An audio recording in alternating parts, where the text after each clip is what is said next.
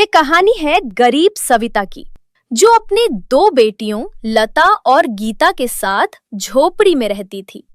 सविता के पास थोड़ी बहुत जमीन थी, जिस पर वो खेती करके अपनी बेटियों का पेट पालती थी। मगर एक साल सविता की फसल ना हो सकी, जिससे सविता हिम्मत हार गई। मेरी की हुई सारी मेहनत पर पानी फिर गया। अब मेरे पास एक खोटा सिक्का नहीं बचा। मैं अपनी बेटियों को क्या खिलाऊंगी? यही सब सोचकर सविता बीमार रहने लगती है और आखिरकार एक रोज सविता अपनी बेटियों को अनाथ छोड़कर दुनिया से चली जाती है, जिस पर दोनों बच्चियां फुट फुट कर रोती हैं। रसोई में बस थोड़ा ही आटा बचा है, वो भी खत्म होने पर है। अब हम दोनों को खेत की देख रेख करनी होगी। हाँ दीदी, चलो खेत में चलते हैं। दोनों बहनें अपने खेत में जाती हैं। वहां लगे बंजर जामुन के पेड़ों को देख लता कहती है, दीदी, लगता है इस पेड़ पर जामुन नहीं उगेंगे। क्यों ना हम इस पेड़ को जड़ से साफ करके यहाँ भिंडी और तरोई ही लगा दे। नहीं लता, देखो इस जामुन के पेड़ में जान आ चुकी है और यह सजीव की गिनती में आते हैं। यह भी हमारी तरह सांस ले सकते हैं, इसीलिए हमें कोई हक नहीं कि हम इसकी जिंदगी छीन लें, चाहे यह फल दे या ना दे। दोनों बहनें मिलकर जामुन के पेड़ की खूब देखभाल करती है। ऐसे ही दिन बीतता है। एक दिन हसमुख सेठ लता और गीता के घर की चौखट पर जोर जोर से चिल्लाता हुआ कहता है, अरे ओ, सविता की बेटियों कहाँ हो? बाहर तो आओ। जी काका, कहिए। चलो जल्दी से अपना बोरिया बिस्तर बांधो और निकल जाओ। आया समझ में? आप हमें हमारे घर से क्यों निकाल रहे हैं? क्योंकि तेरी माँ ने मुझसे कर्जा लिया था, इसलिए आज से यह घर मेरा हुआ। घर छीन जाने के डर से दोनों बहनें हसमुख सेठ के आगे गिड़गिड़ाने लगती हैं। ऐसा मत कीजिए काका, हमसे हमारा घर मत छीनिए। हमें कुछ दिन की मोहलत दे दीजिए, हम आपकी पाई पाई चुका देंगे। ठीक है, मगर कुछ दिनों बाद अगर मुझे मेरे पैसे नहीं मिले तो तुम दोनों अनाथ बहनों को घसीट कर घर से बाहर कर दूंगा। दीदी, हमारे पास तो खुद खाने के लिए पैसे नहीं है, ऐसे में हम कैसे पैसे चुकाएंगे? पता नहीं लता, चलो खेत चलते हैं पेड़ों को पानी देने। दोनों बहनें अपने खेत में जाती है। तभी लता जामुन के पेड़ों को देखकर बोलती है, दीदी दीदी देखो, हमारे जामुन के पेड़ पर फल आ गए हैं। अरे वाह, हमारी इतने दिनों की मेहनत सफल हुई। अब हम इन्हें बाजार में बेचकर अच्छे खासे पैसे कमा सकते हैं। दीदी, ये जामुन कितने मीठे और रसीले दिख रहे हैं। क्या मैं एक जामुन तोड़ लूं? हाँ हाँ लता, तुम इसे खा सकती हो। जैसे ही लता एक जामुन तोड़ती है, वैसे ही वहाँ फिर से जामुन आ जाता है। दोनों बहनें हैरान हो जाती है। देखो दीदी, ये कैसा जामुन है, इस पर तो फिर से जामुन उगाए। हाँ लता, हैरानी तो मुझे भी हो रही है। तुम जामुन खाकर तो देखो। जैसे ही लता जामुन खाती है, दीदी दीदी, ये देखो, ये तो सोने के बीज है। हाँ रे, ये तो सच में सोने के हैं। ये कैसा चमत्कार है भला। तभी जादुई जामुन के पेड़ पर आँख नाक मुंह आ जाते हैं और वो बोलता है, मैं तुम दोनों बहनों से बहुत प्रसन्न हूँ। तुम दोनों ने मेरा बहुत ध्यान रखा, समय पर पानी दिया, सफाई की, वह भी बिना किसी अपेक्षा के। अरे ये क्या, तुम तो बोल सकते हो। हाँ, क्योंकि मैं एक जादुई जामुन का पेड़ हूँ और मैं तुम दोनों की सारी बातें भी सुन रहा था। इतनी मजबूरी में भी तुम दोनों बहनें मेरा हर रोज ध्यान रखती थीं, मेरी जड़ों में पानी देती थी। मैं चाहता हूँ तुम मेरे जामुन के फलों का इस्तेमाल करो। मगर ऐसे तो जामुन खरीदने वाले ग्राहकों को सोने के बीजों का राज पता चल जाएगा। नहीं नहीं, सोने के बीज सिर्फ उसी जामुन में होंगे जिसे तुम अपने लिए तोड़ोगे। उसके बाद दोनों बहनें ढेर सारे जामुन तोड़कर उन्हें बाजार में बेचने पहुंच जाती हैं। कैसे दिए जामुन? 40 रुपए किलो है चाचा। इतने सस्ते भाव में? क्या बात है, जामुन खट्टे हैं क्या? अरे नहीं नहीं काका, ये तो अमृत के जैसे मीठे हैं। खुद ही खाकर देख लो काका। ये तो सच में अमृत के सामान है। अच्छा तो 2 किलो दे दो मुझे। ग्राहकों की भीड़ देखकर वहीं दूर खड़े पति पत्नी की नजर उन चमचमाती जामुनों पर पड़ती। सुनिए ना जी, देखिए वह जामुन कितने सुंदर और रसीले लग रहे हैं। चलिए ना लेते हैं। अरे मेरी प्यारी, तुम तो खुद ही मीठी इमरती हो। जामुन खाकर क्या करोगी पगली? अरे काका, ले लीजिए ना, इतना मन है काकी का तो। हमारे जामुन भी सस्ते हैं। अच्छा ठीक है, चलो 1 किलो दे दो फिर। ऐसे ही हर दिन दोनों बहनें जामुन तोड़कर बाजार में बेचा करती थीं, जिससे उनके घर में छाई गरीबी पूरी तरह से मिट जाती है। तभी एक दिन हसमुख सेठ उनके घर आता है। अरे ओ लता गीता, चलो बाहर आओ, लाओ मेरे पैसे। ये लीजिए आपके पूरे पैसे। अब फिर कभी हमारे घर की चौखट पर मत आना। पैसे लेकर हसमुख सेठ वहां से जाने का नाटक करता है। वो घर के पीछे छिप जाता है। वही दोनों बहनें जादुई जामुन के पास जाती है और हसमुख उन दोनों का पीछा करते जामुन के खेत में आ जाता है। जागो जादुई जामुन के पेड़, हम तुमसे मिलने आए हैं। आओ आओ, तुम बहनों का स्वागत करता हूँ। जानते हो जादुई जामुन के पेड़, आज तुम्हारी मदद से हमने सारा कर्जा चुका दिया। अब हमसे हमारा घर कोई नहीं छिनेगा। इस पर जादुई जामुन का पेड़ खुश होकर कहता है, तो फिर इसी बात पर मुंह मीठा करो, लो ताजे रसीले जामुन खाओ। ऐसा कहते हुए पेड़ खूब सारे जामुन बरसाने लगता है। तभी दूर एक पेड़ के पीछे छिपकर हंसमुख यह सब देख रहा होता है। तभी जामुन का पेड़ अपने जादू से हंसमुख सेठ को अपने पास खींच लेता है। छोड़ दे मुझे, छोड़ दे। अरे ओ पेड़, मैं कहता हूं मुझे छोड़ दे, मुझे छोड़ दे, वरना मैं कुल्हाड़ी से काट दूंगा तुझे, और फिर इन दोनों अनाथ बहनों को भी नहीं छोड़ूंगा। छोड़ दे मुझे। इन बहनों को अनाथ समझने की गलती मत करना, वरना मैं खलबली मचा दूंगा। समझ में आया तुझे? ऐसा बोलकर जादुई जामुन का पेड़ हंसमुख को अच्छे से मजा चखाता है, जिसके बाद हंसमुख बिल्ली की तरह भाग जाता है। और ये देखकर दोनों बहनें खिलखिलाकर हंस पड़ती है और खुशी खुशी अपनी जिंदगी ढोलकपुर नाम के गांव में अमित अपनी माँ, छोटी बहन मिताली और पत्नी सवी के साथ रहता था। उसके पिता का देहांत होने से पहले वह उसकी छोटी बहन की शादी की सभी जिम्मेदारियां उस पर सौंप गए थे। अमित एक किसान था, इसलिए अपनी बहन की शादी के पैसे जोड़ने के लिए वह बहुत मेहनत करता था। इस बार खेत में अच्छी खासी भिंडी की फसल उग जाएगी तो बाजार में उन्हें बेचकर अच्छे पैसे कमा लूंगा। इस बार मैं मिताली की शादी के लिए अच्छे खासे पैसे जोड़ लूंगा और अगले साल तक उसकी शादी करवा दूंगा। वो सब तो ठीक है, लेकिन जो पिछले साल आपने खेत के लिए सेठ जी से ब्याज पर पैसे उठाए थे, वो उन्हें वापस किए या नहीं? उनके ज्यादातर पैसे तो मैंने वापस कर दिए हैं। बाकी थोड़े बहुत बचे हुए पैसे मैं इस महीने लौटा दूंगा। उसके बाद जो भी पैसे बचेंगे उनको बैंक में मिताली की शादी के लिए जमा करवा दूंगा। हाँ, अच्छा ठीक है, पहले हम दोनों खेत में चलकर सारी भिंडियां तोड़ लेते हैं, नहीं तो फसल खराब हो जाएगी। दोनों पति पत्नी भिंडी की फसल तोड़ने के लिए खेत में जाते हैं। सारी फसल तोड़कर अमित उन्हें लेकर बाजार में जाता है, तो इतनी हरी हरी और ताजी भिंडी देखकर सभी ग्राहक खींचे चले आते हैं। भाई ये भिंडियां तो बिल्कुल ताजी और हरी भरी है। मैंने आज तक यहाँ पर इस बाजार में इतनी ताजी भिंडियां नहीं देखी। आपने इन भिंडियों को गांव से मंगाया क्या? अरे नहीं, इन्हें तो मैंने अपने खेत में उगाया है। मैं अपनी फसल को उगाने के लिए अच्छी खाद का इस्तेमाल करता हूँ, इसलिए फसल भी बहुत अच्छी उगती है। हाँ, यह जरूर है कि अच्छी खाद खरीदने के लिए पैसे थोड़े ज्यादा देने पड़ते हैं। ऐसे ही हरी भरी ताजी भिंडी को देखकर ग्राहकों की भीड़ लग जाती है। अरे वाह, मेरी आज की कमाई तो बहुत ही अच्छी हुई है। अगर 1 हफ्ते तक ऐसी ही कमाई होती रही तो मैं सेठ जी के बाकी के पैसे भी इसी हफ्ते चुका दूंगा। अगले 1 हफ्ते में अमित की कमाई बहुत ही अच्छी होती है। धीरे धीरे करके वह अपनी इस बार की भिंडी की सारी फसल को बेच देता है, जिससे उसके पास अच्छे खासे पैसे आ जाते हैं। इस बार तो बहुत ही अच्छा मुनाफा हुआ है। ये सेठ जी के पैसे उन्हें दे आता हूँ, बाकी बचे हुए पैसों को बैंक में जमा करवा दूंगा। अमित सेठ जी के पैसे लेकर उनके पास जाता है, तो सेठ जी उनको देखकर कहते हैं, अरे भाई अमित, यह तो ठीक है, लेकिन तू मेरे बाकी के पैसे कब देगा रे?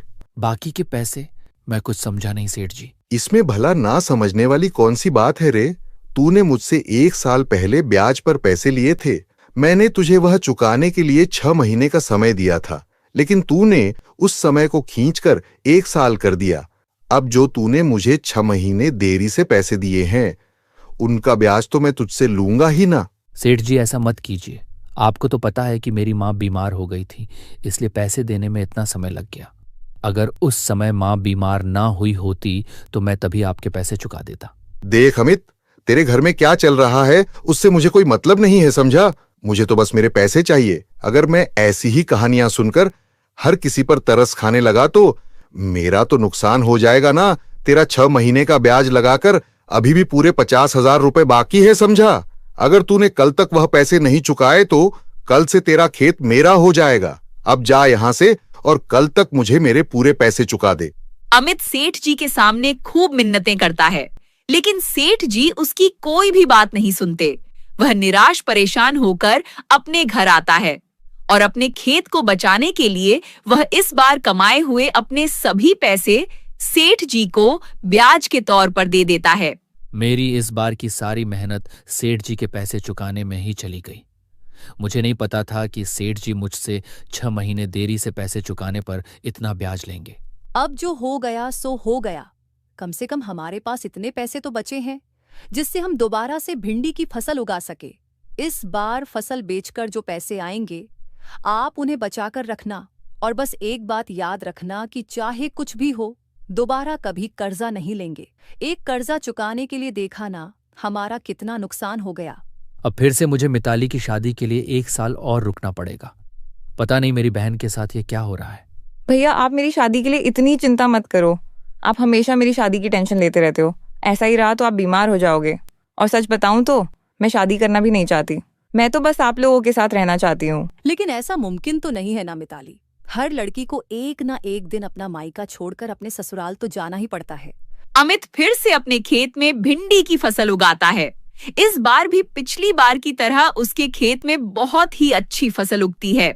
भगवान की दया से इस बार भी मेरे खेत में बहुत ही अच्छी भिंडी की फसल उगी है। अगले हफ्ते तक सारी भिंडी अच्छी तरह से पक जाएगी। उसके बाद मैं इन्हें तोड़कर अच्छे दाम पर बेचूंगा। इस साल तो मैं पक्का मिताली की शादी करवा ही दूंगा। ऐसे ही एक हफ्ता बीतता है।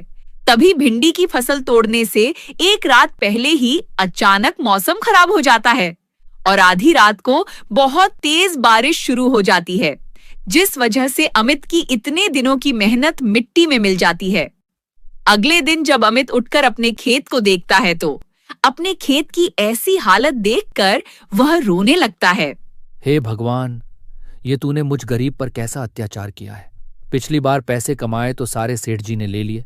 इस बार पैसे कमाने वाला था तो तूने बरस कर मेरी सारी फसल खराब कर दी। मिताली की शादी करना तो दूर, अब तो घर में खाने के भी लाले हैं। मैं कैसे अपने परिवार का पेट भरूं और कहां से अगली फसल उगाने के लिए पैसे लाऊंगा। अमित जी, अब परेशान होने से भला क्या फायदा। जो होना था वह तो हो गया। पता नहीं भगवान हमसे क्या चाहता है। अब तो हमें 2 वक्त की रोटी खाने के लिए भी सेठ जी से कर्जा लेना होगा, वरना हम सब भूख से ही मर जाएंगे। बारिश की वजह से हुए नुकसान की वजह से अमित सेठ जी से कर्जा मांगने जाता है। सेठ फिर से उसे ब्याज पर पैसे दे देते हैं, लेकिन इस बार वह उसका खेत अपने पास गिरवी रख लेते हैं। अगर इस बार 3 महीने के अंदर अंदर तूने मेरा पूरा ब्याज नहीं चुकाया तो मैं तेरे खेत को जब्त कर लूंगा, समझ ले। ठीक है सेठ जी। अमित उन पैसों से अपने घर में राशन लाता है और अपने खेत में फिर से भिंडी की फसल उगाता है। लेकिन अगली बार भी बारिश की वजह से उसकी फसल खराब हो जाती है, जिस वजह से वह सेठ जी के पैसे नहीं चुका पाता और समय पर अपने पैसे ना मिलने की वजह से सेठ जी उसके खेत को जब्त कर लेते हैं। अमित के हाथों से अब उसकी कमाई का एकमात्र साधन उसका खेत भी छिन जाता है, जिसकी वजह से वह बहुत ज्यादा परेशान हो जाता है और अपने पुराने खेत के पास बैठकर रोने लगता है। ये खेत ही बचा था मेरे पास, वह भी मेरे हाथों से चला गया। पिताजी ने वचन लिया था मुझसे कि मैं धूमधाम से मिताली की शादी करूं। मिताली की उम्र भी शादी की हो गई है। अब तक तो मुझे उसकी शादी कर देनी चाहिए थी, लेकिन अभी के हालात देखकर तो लग रहा है कि मैं उसकी शादी करवानी तो दूर, अपने परिवार का पेट भी भर पाऊं वह भी बहुत बड़ी बात है। यह सब बातें कहते हुए अमित जोर जोर से रोने लगता है। तभी उसे अपने कानों में किसी की आवाज सुनाई देती है। तुम रो मत अमित। मैं जानती हूँ कि पिछले कुछ समय में तुम पर परेशानियों का पहाड़ टूट पड़ा है, लेकिन तुम इस तरह हार मत मानो। ये किसकी आवाज है? यहाँ पर तो मेरे अलावा और कोई भी नहीं है। इधर देखो, मैं हूँ जादुई भिंडी। लगता है तुम मुझे भूल गए। उस जादुई भिंडी को देखकर अमित को अपने बचपन की बात याद आती है। एक बार जब वह अपने पिता के साथ अपने भिंडी के खेत में आया था, तो उसे यह जादुई भिंडी घायल हालत में मिली थी। तब उसने इस जादुई भिंडी की बहुत मदद की थी। याद आया जब तुमने मेरी मुसीबत के समय मदद की थी, और उस समय मैंने तुमसे एक वादा किया था कि जब भी तुम बहुत मुसीबत में होगे तब मैं तुम्हारी मदद करने जरूर आऊंगी। आज तुम्हारी यह हालत देखकर मुझे बहुत बुरा लग रहा है, इसलिए मैं तुम्हारी मदद करने आई हूँ। तुम्हें आज तक अपना किया हुआ वादा याद है? हाँ, मैं अपना किया हुआ वादा कभी नहीं भूलती। सेठ जी ने तुमसे तुम्हारा खेत ले लिया है ना, मैं तुम्हारे लिए एक नया खेत बना दूंगी। तुम मुझे अपने घर लेकर चलो। अमित जादुई भिंडी को अपने घर लेकर आता है, तो जादुई भिंडी उसके घर के सामने एक बहुत ही बड़ा भिंडी का खेत बना देती है। इस भिंडी के खेत को मैंने अपने जादू से बनाया है, इसलिए इस खेत में उगी हुई भिंडी कभी खत्म नहीं होगी। तुम चाहे हर रोज इस खेत में उगी सारी भिंड को तोड़ लेना। अगले दिन यह खेत फिर से वैसे ही लहलहाने लगेगा। इस खेत से तुम जितना चाहे उतना पैसा कमा पाओगे। जादुई भिंडी के द्वारा की गई इस मदद से अमित बहुत भावुक हो जाता है और उसकी आंखों में पानी आ जाता है। मुझे समझ नहीं आ रहा कि मैं किस तरह से तुम्हारा धन्यवाद करूं। अगर आज तुम मेरी मदद करने नहीं आती तो ना जाने मेरा और मेरे परिवार का क्या होता। मैं तुम्हारा जितना धन्यवाद करूं उतना कम है। यह सब तो तुम्हारे अच्छे कर्मों का ही फल है। मैं तुम्हारी मदद करने आई थी, वह मैंने कर दी। अब तुम अपने परिवार का ध्यान रखना, और अगर तुम्हें कभी भी मेरी जरूरत हो तो बस एक बार मुझे याद कर लेना। मैं आ जाऊंगी, इस समय मुझे जाना होगा। इतना कहकर जादुई भिंडी वहां से गायब हो जाती है। अमित खेत में उगी उन सभी भिंडियों को तोड़कर उन्हें अच्छे दामों पर बेच देता है। अब वह हर दिन जादुई भिंडी के जादुई खेत में उगी भिंडियों को बेचकर अच्छे खासे पैसे कमाता है। कुछ ही महीनों में वह गांव का सबसे अमीर आदमी बन जाता है। गंगापुर नाम के एक गांव में चंदन अपनी पत्नी सीता के साथ रहता था। उसकी 5 साल की एक बेटी चुटकी भी थी। चंदन का गांव में अपना एक पपीते के पेड़ों का बाग था। वह अपने बाग में उगे पपीतों को बाजार में बेचकर अपने घर का खर्चा चलाया करता था। इस बार भी हमारे बाग में बड़े अच्छे पपीते हुए हैं। हर एक पेड़ पर ढेर सारे पपीते लगे हुए हैं। कल मैं जाकर उन सभी पपीतों को पेड़ से तोड़ लूंगा, वरना अगर ज्यादा दिन उन्हें पेड़ पर छोड़ दिया तो खराब होने लगेंगे। चंदन की यह बातें उसका एक पड़ोसी गौतम उसकी खिड़की के पीछे से छिपकर सुन रहा था। पपीते तो तुम्हारे वैसे भी खराब ही होंगे, क्योंकि आज मैं उनमें हानिकारक दवाई मिला दूंगा। तुम्हारे बाग में जितने भी पपीते के पेड़ हैं, उन पर लगे हुए हर एक पपीते को मैं खराब कर दूंगा। तुम्हारे बाग के पपीते सभी को बड़े पसंद आते हैं ना। इस बार देखना, इस बार कोई भी तुमसे पपीता नहीं खरीदेगा। इस बार बाजार में सिर्फ मैं पपीते बेचकर मुनाफा कमाऊंगा। गौतम चंदन से बहुत जलता था। वह चाहता था कि बाजार में सब लोग सिर्फ और सिर्फ उसी के पपीते खरीदे, लेकिन उसके पपीतों का स्वाद बिल्कुल भी अच्छा नहीं होता था। वह गांव की सस्ती मंडी से सस्ते पपीते लेकर बाजार में उन्हें महंगे दामों में बेचता था, जिस वजह से लोग उससे पपीता खरीदना पसंद नहीं करते थे। लेकिन वह तो इसका जिम्मेदार सिर्फ और सिर्फ चंदन को मानता था। वह खुद तो मेहनत करता नहीं था, लेकिन मेहनती चंदन की तरक्की देखकर उसे जलन बहुत होती थी। चंदन के बाग के पपीते खराब करने के लिए वह देर रात को चंदन के बाग में पहुंचा। अब आएगा मजा जब मैं इन पेड़ों में दवाई डालूंगा। कल तक इसके बाकी सारे पपीते खराब हो जाएंगे। जब वो इन पपीतों का ऐसा हाल देखेगा तो उसका चेहरा देखने में बड़ा मजा आएगा। अपनी जलन की वजह से गौतम सभी पपीतों के पेड़ों के नीचे एक दवाई डाल देता है, जिससे रातों रात चंदन के बाग के सभी पपीते बिल्कुल खराब हो जाते हैं। चंदन सुबह पपीतों को तोड़ने के लिए अपने बाग में आता है, तो पपीतों की ऐसी हालत देखकर उसके होश उठ जाते हैं। हे भगवान, कल तक तो मेरे बाग के सारे पपीते बिल्कुल ठीक थे। एक रात में अचानक ऐसा क्या हुआ कि सारे के सारे पपीते सड़ गए। इस बार तो मैंने ज्यादा पपीते उगाने के लिए जमींदार साहब से पैसे भी उधार लिए थे। अब मैं उनके पैसे कैसे चुकाऊंगा? हे भगवान, ये क्या हो गया मेरे साथ? गौतम चंदन के बाग के बाहर छिपकर उसे इस तरह परेशान होते हुए देखकर बहुत खुश हो रहा था। तभी वह चंदन को झूठी सांत्वना देने उसके पास गया। अरे क्या हो गया चंदन भैया, तुम्हारे बाग की पपीते खराब हो गए। अभी जब मैं 1-2 दिन पहले यहाँ से गुजर रहा था तब मैंने देखा था तुम्हारे बाग के पपीते बड़े ही सुंदर सुंदर हो गए थे। तो फिर ये अचानक ये क्या हो गया? पता नहीं गौतम भाई, मेरे पपीते के बाग को किसकी नजर लग गई। आज तो मैं इन पपीतों को पेड़ से तोड़ने वाला था, ना जाने रातों रात ऐसा क्या हो गया। चंदन भैया सच कहूं तो मुझे लगता है किसी ने तुम्हारे बाग में जानबूझकर कुछ किया है, वरना रातों रात पपीते का पूरा बाग ऐसे थोड़ी हो जाएगा। जरूर कोई तुम्हारी तरक्की से जलता है, इसीलिए उसे बर्दाश्त नहीं हुआ कि तुम्हारे बाग में इतने सुंदर पपीते उगे हैं। मुझे तो तुम्हारे बाग की ऐसी हालत देखकर बड़ा बुरा लग रहा है, लेकिन अब जो हो गया सो हो गया, इसमें हम क्या ही कर सकते हैं। लेकिन अगली बार अपने बाग का ध्यान रखना, सावधानी बहुत जरूरी है। ये सब बोलकर गौतम वहां से चला जाता है। लेकिन गौतम के जाने के बाद चंदन अपने बाग को देखकर बहुत रोता है। उसकी आंखों से जैसे ही आंसू जमीन पर गिरते हैं, वैसे ही वहां पर एक पौधा उगने लगता है और देखते ही देखते वह पौधा चंदन की आंखों के सामने पपीते के एक विशाल पेड़ का रूप ले लेता है। अचानक इतने बड़े पपीते के पेड़ को अपने सामने देखकर चंदन हैरान रह जाता है। यह मेरे साथ क्या हो रहा है? कहीं मैं कोई सपना तो नहीं देख रहा? अचानक मेरे सामने इतना बड़ा पपीते का पेड़ कहाँ से आ गया? और इस पर लगे पपीते तो कुछ अलग हैं। इनका रंग सुनहरा है। अब तो मुझे लगता है कि मैं पक्का कोई सपना देख रहा हूँ। तुम कोई सपना नहीं देख रहे चंदन, मैं सचमुच जादुई पपीते का पेड़ हूं। मैं जादुई हूं, इसी कारण मेरे पेड़ के पपीते भी सुनहरे रंग के हैं। तुम अपने बाग का हमेशा बहुत ध्यान रखते हो। तुम्हारे बाग में लगे पपीते तुम्हें बहुत प्यारे हैं। उनके प्रति तुम्हारा जो प्रेम है, उस वजह से तुम्हारी आंखों से आंसू निकल रहे हैं। तुम्हारी आंसुओं से ही मैं यहां पर आया हूं।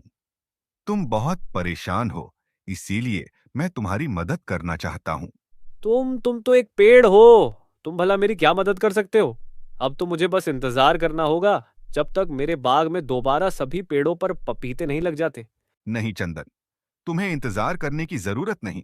मैं जादुई हूं और मैं जादू से कुछ भी कर सकता हूं। मैं तुम्हारे इन सभी पपीते के पेड़ों को बिल्कुल ठीक कर दूंगा।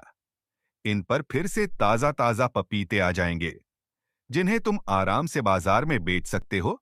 लेकिन उससे पहले मैं तुम्हें एक बात बताना चाहता हूं। तुम्हारा जो पड़ोसी गौतम अभी तुम्हें सांत्वना देकर गया था, असल में उसी ने तुम्हारे बाग का ऐसा हाल किया है। वह तुम्हारी तरक्की देखकर खुश नहीं है, इसीलिए उसने अपनी जलन के कारण तुम्हारे साथ ऐसा किया। लेकिन तुम अब बिल्कुल भी चिंता मत करो। आज के बाद कोई भी तुम्हारे साथ ऐसा कुछ नहीं कर पाएगा, क्योंकि मैं तुम्हारे बाग की रक्षा करूंगा। मुझे सब कुछ सच सच बताने के लिए तुम्हारा बहुत बहुत धन्यवाद। तुम बस मेरे बाग के सारे पपीतों को ठीक कर दो, वरना मैं जमींदार साहब के पैसे नहीं चुका पाऊंगा। चिंता मत करो चंदन, मैं अभी सब ठीक कर देता हूं। जादुई पपीते का पेड़ अपने आंखों को बंद करता है। तभी चंदन के बाग के सारे खराब हुए पपीते फिर से ठीक हो जाते हैं, बल्कि अब तो वहां पर पहले से भी ज्यादा अच्छे पपीते उग जाते हैं। अपने बाग को फिर से ठीक हुआ देखकर चंदन भी बहुत खुश होता है। तुम मेरे जीवन में एक फरिश्ता बनकर आए हो। मैं नहीं जानता कि तुम मेरे पास कैसे आ गए, लेकिन तुमने मेरी बहुत बड़ी परेशानी को हल कर दिया। अगर मैं तुम्हारे लिए कुछ कर पाऊं तो मुझे बहुत खुशी होगी। नहीं चंदन, मुझे तुमसे कुछ भी नहीं चाहिए। मैं तो बस तुमसे एक ही बात कहूंगा। आज के जमाने में लोगों के अंदर से अच्छाई खत्म होती जा रही है।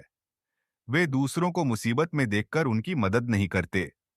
मैं बस तुमसे इतना चाहता हूं कि तुम जब भी किसी जरूरतमंद को परेशान देखो तो उसकी मदद करो। तुम एक बात हमेशा याद रखना, तुम अपनी नेक नियति से जिसकी भी मदद करोगे, भगवान हमेशा तुम्हें उसका कई गुना देगा। मैं जानता हूँ, जादुई पपीते के पेड़, लेकिन मैं लोगों की मदद इसलिए नहीं करता कि मुझे इसके बदले में भगवान से कुछ अपेक्षा है। मैं तो सिर्फ इसलिए उनकी मदद करता हूँ क्योंकि मुझे किसी को परेशानी में देखकर बहुत बुरा लगता है। बस मैं हमेशा इस काबिल रहूं कि हर जरूरतमंद की मदद कर सकूं। मेरे हालात कभी ऐसे ना हो कि मुझे कभी किसी की मदद करने के लिए उसे मना करना पड़े। तुम्हारे विचार बहुत अच्छे हैं, शायद इसीलिए मैं तुम्हारे पास आने को मजबूर हो गया। हमेशा ऐसे ही रहना। दोनों के बीच में बात होने के बाद चंदन खेत से सारे पपीते तोड़कर गोदाम में रख देता है। लेकिन चंदन जैसे ही पेड़ों से सारे पपीते तोड़ता है, वैसे ही पेड़ों पर उतने ही पपीते फिर से उग जाते हैं। अरे ये कैसा चमत्कार है, मैंने तो अभी सारे पपीते पेड़ से तोड़ लिए थे, फिर कैसे आ गए भला? आज से तुम्हारा बाग कभी पपीता से खाली नहीं रहेगा। तुम जैसे ही पेड़ से एक पपीता तोड़ोगे, दूसरा पपीता पेड़ पर अपने आप उग जाएगा। तुम बस समय समय पर अपने बाग में पानी देते रहना और बाग की सफाई रखना। बाकी तुम्हारा बाग हमेशा पपीतों से हरा भरा रहेगा। जादुई पपीते के पेड़ की यह बात सुनकर चंदन बहुत खुश होता है। उसी रात को गौतम वहां से गुजर रहा था। तभी उसका ध्यान चंदन के पपीते की बाग की तरफ पड़ता है। चंदन के बाग में इतने सारे हरे पपीते देखकर गौतम बिल्कुल हैरान रह जाता है। यह किस तरह से संभव है? सुबह जब मैंने चंदन के बाग को देखा था तो उसके बाग के सारे पपीते खराब हो चुके थे। फिर यह दोबारा से इतने अच्छे पपीते कैसे आ गए? जो भी हो, मैं फिर से इन पपीतों को खराब करूंगा। मैं इसके बाग को पूरी तरह से बर्बाद कर दूंगा। यह सोचकर गौतम फिर से पपीते के पेड़ों में वह दवाई डालने लगता है। तभी जादुई पपीते का पेड़ अपनी जादुई छड़ी से गौतम को एक फटकार लगाता है। मैंने तो सोचा था कि एक बार ऐसी घटिया हरकत करने के बाद तुम दोबारा ऐसी हरकत नहीं करोगे, लेकिन मेरा सोचना गलत था। चंदन के बाग को फिर से हरा भरा देखकर तुम फिर से इस बाग को खराब करने आ गए हो।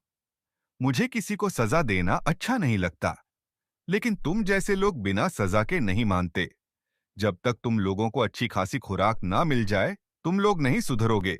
मुझे तो लगता है कि आज मंजू ने मेरे खाने में कोई नशे की दवा मिला दी थी। इसीलिए पहले तो मुझे इस बाग में पपीतों की हरी भरी फसल दिखाई दी। उसके बाद मुझे यह पपीते का पेड़ बोलता हुआ सुनाई दे रहा है। लेकिन चाहे कुछ भी हो, यह पपीते मुझे सच में दिखाई दे रहे हैं, या फिर मेरा भ्रम ही क्यों ना हो, मैं इन्हें बर्बाद कर दूंगा। मैं कभी अपनी कल्पना में भी चंदन को खुश नहीं देख सकता। लगता है अब तो मुझे तुम्हें अच्छा सबक सिखाना ही पड़ेगा। उसके बाद तुम कभी किसी के साथ गलत करने की हिम्मत नहीं करोगे। इतना बोलकर जादुई पपीते का पेड़ जादुई डंडे को इशारा करता है तो वह गौतम की बहुत बुरी तरह पिटाई करना शुरू कर देता है। गौतम उससे डरकर वहां से इतनी फुर्ती से भागता है कि दूर दूर तक दिखाई नहीं देता। उस दिन के बाद वो फिर कभी चंदन के पपीते के बाग की तरफ देखने की हिम्मत भी नहीं करता, और चंदन के साथ कुछ बुरा करना तो दूर बुरा सोचने से भी तौबा कर लेता है।